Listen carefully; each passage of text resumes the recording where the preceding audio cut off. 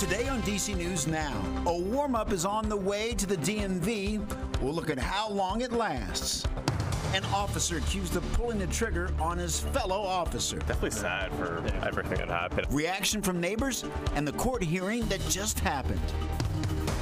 Stretching your dollar when prices at the pump are at the lowest and how you can add cash to your wallet. And a much-needed win. That victory Tuesday, all off to Wednesday. We're recapping the important Commanders dub, plus what's next for the boys in burgundy and gold.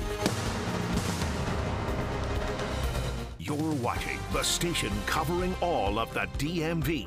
This is DC News Now. And good afternoon, and thank you for joining us for DC News Now at noon. I'm Mark Hall. Well, new at noon, a judge is ordering an emergency evaluation of a 12-year-old. The boy is accused in an attempted armed carjacking that killed his 13-year-old friend. It happened last Saturday, and police say an off-duty federal security officer was sitting in his car when the two kids demanded that he get out of the vehicle. The officer shot and killed the 13-year-old. Just this morning, that judge also ordering the 12-year-old be detained at a youth service center. All right, turning now to the weather meteorologist Damon Matson joined us now with the latest check on the forecast. First of all, Damon, happy Monday. Secondly, the sun is shining. That's certainly a good start. Well, happy Monday to you, my friend. And yes, we are off to a beautiful start to this new week. We definitely had some warm temperatures over the weekend, 70s on Saturday and Sunday. But today we are noticing just a little bit of a change. Now, early this morning, we started out in the 30s and 40s. Area-wide, you found those temperatures closer to freezing as you went west into the Shenandoah Valley, but then closer to D.C., staying in the low to mid 40s as you approached the Chesapeake Bay and I-95. Now, checking out where we're at currently, those temperatures aren't rising as quickly as they did back on Saturday and Sunday. We're still mostly in the 50s at this hour. Waldorf, Lexington Park, though, low 60s there across southern Maryland, and we still have some upper 40s back into the mountains. And this small change is all a matter of wind direction. We're seeing some east to northeast winds, and that is what's keeping temperatures down just a touch, because otherwise we have mostly sunny skies kicking out there right now. So with all that sunshine, you'd expect some of the same warm temps we had over the weekend, but not going to be the case. We will stay just a little bit cooler the rest of this afternoon, but still downright beautiful and even a little warm for some, mid 60s by later this afternoon. Now, we will also notice some clouds rolling back into the picture by this evening. That is from an approaching warm front. Now, we'll see some clouds, but could we possibly get some rain out of this front for the first time in a while as well? We'll have a full look at your forecast coming up here in just a bit. All right, Damon, thank you. And developing right now, a U.S. Park police officer accused of shooting and killing another officer was in court this morning. Alexander Roy is charged with unlawful shooting into an occupied dwelling resulting in death. Fellow Park police officer 22-year-old Jesse Brown Hernandez died. The shooting happened early Sunday morning. Roy, appearing via video monitor from the Fairfax County Adult Detention Center, told the judge he was not sure if he still has a job. Roy said that his parents are trying to help him find an attorney. The judge granted him a court-appointed attorney. The family of both officers were in court as the judge announced a preliminary hearing date that's set for February 6th of next year.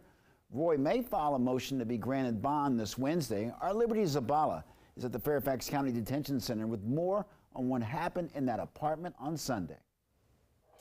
Detectives say alcohol is believed to be a factor in this shooting. Detectives say just after midnight on Sunday, Roy shot 22-year-old Jesse Hernandez. Both were off-duty U.S. Park police officers. Detectives say Roy was trying to dry fire his weapon inside a McLean apartment. Now, dry firing is when a person simulates discharging a firearm by pulling the trigger on a gun that is unloaded. Instead, the gun was loaded, and Roy struck Hernandez in the upper body. Another off-duty U.S. Park police officer was also in the apartment at the time, along with a fourth person, and neighbors there were shocked by this shooting. People like that have a lot of training with it, so you would assume that that would not happen in a scenario like this. But I mean, with the best intentions, worse things can happen. So you just never know what's going to happen in that scenario. And U.S. Park Police did release a statement saying that right now they are focused on supporting the friends, family, and co-workers of the employees involved in this tragic incident. For now in Fairfax, Liberty Zabala, DC News Now. Liberty, thank you. DC News Now is your local election headquarters, and we're just one day away from polls opening in Virginia, and control of the entire General Assembly is up for grabs. Right now, Republicans control the state House of Delegates. Democrats have a slim majority in the Senate. We spoke with a political expert about the top issues driving voters to the polls. There's a lot at stake. We're going to be seeing a litmus test of an issue set between largely abortion and the issue of crime, as well as other issues like parents' rights and education, playing out ahead of Tuesday and into next year as well. Early voting has wrapped up. Polls open at 6 a.m. in Virginia tomorrow. On the website on your screen will take you to check your voter registration status and register to vote and find your polling place. Now, mail-in ballots must be postmarked no later than tomorrow. Well, in Maryland tomorrow, 2 cities in our area are holding elections. Voters in Rockville and Gaithersburg will elect their next city leaders, and in Rockville, people are also voting on some important referendums. DC News Now's weekend anchor reporter Tosin Fakile has what you need to know before you hit the polls. Those who live in Rockville will cast their votes on 4 advisory referendum questions. City officials say advisory questions are non-binding and lets voters express their preferences, but outcomes won't result in a law change. And if you're voting in person in both Rockville and Gaithersburg, be aware there are only a few places available to physically cast your vote on November 7th. Those who live in Gaithersburg will vote to fill the seats of 3 city council members. There are 6 candidates on the ballots for those positions. And in Gaithersburg, you can only vote in person at the Activity Center at Boer Park on South Summit Avenue. Over in Rockville, voters will cast their ballots for the next mayor and council members. They'll also be voting on advisory referendum questions. Those 4 advisory referendum questions are: first, lowering the age in the city elections to 16 and 17, whether or not to allow non-U.S. citizen residents vote in city elections. They want asking a question about setting term limits for mayor and city council members to 3 consecutive terms, and should some or all of the 6 council members be elected by representative districts in Rockville. Now, the polls open in both cities from 7 a.m. to 8 p.m. on Election Day, Tuesday, November 7th. And remember to take your government-issued ID with you to cast your vote. Both cities will have ballot drop boxes at specific locations that will be open until 8 p.m. So to locate a ballot drop box next to you, you can visit our website, dcnewsnow.com. In the studio, I'm Tosin Fakile. Back to you.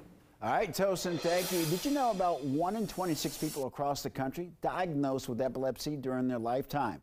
That's according to the Epilepsy Foundation. Epilepsy is a brain disorder that causes unprovoked seizures. And when those happen, it's crucial that people receive proper care. But right now in D.C. schools, it's not always treated as a crucial case. DC News Now's Marielle Carbone spoke with a parent who says that her daughter was refused seizure medication several times at school. 8-year-old Ava is a normal kid. She's just like everyone else. She wants to have fun. She wants to climb trees. But she's not always treated that way because she just happens to have epilepsy. Ava was diagnosed last year. Her mom, Molly Ellis, says headaches that lead to migraines trigger Ava's seizures, which require medical attention to stop. Ibuprofen can help prevent them. But Ellis says over the past few years, Ava's gotten pushback from school nurses to get any. She's been told you're faking it. She's been told you don't really have a headache. So Ellis, who now teaches at her daughter's school, Brent Elementary, took matters into her own hands, getting seizure first aid and training certified.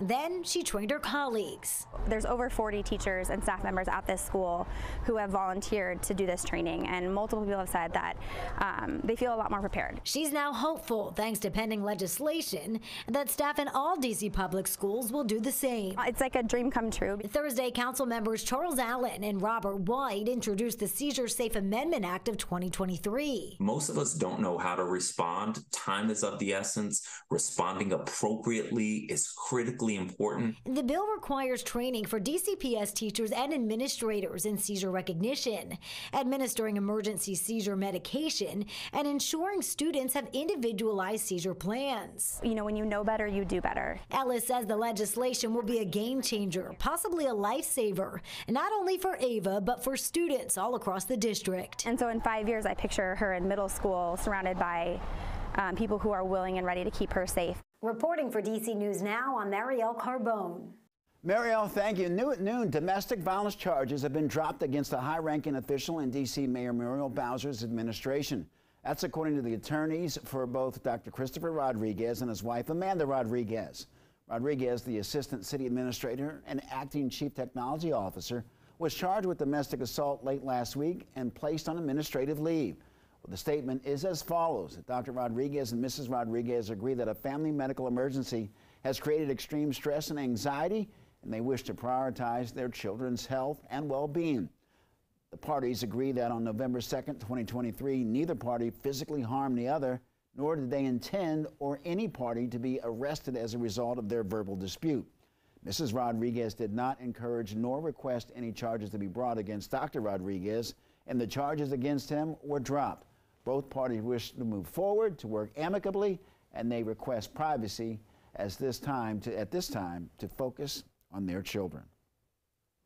Rodriguez is the second high-ranking member of the Bowser administration to be accused of assault. Last fall, then Deputy Mayor Christopher Gelder was accused of grabbing someone by the neck outside of a gym in Virginia. Those charges were later dropped. And over the summer, another former deputy mayor, John Falchicchio, resigned after being accused of sexual harassment. All right, well, the Washington Commanders are back in the win column. They broke out of a two-game skid with a 20-17 win over the New England Patriots, and it was certainly a scrappy win for the Commanders.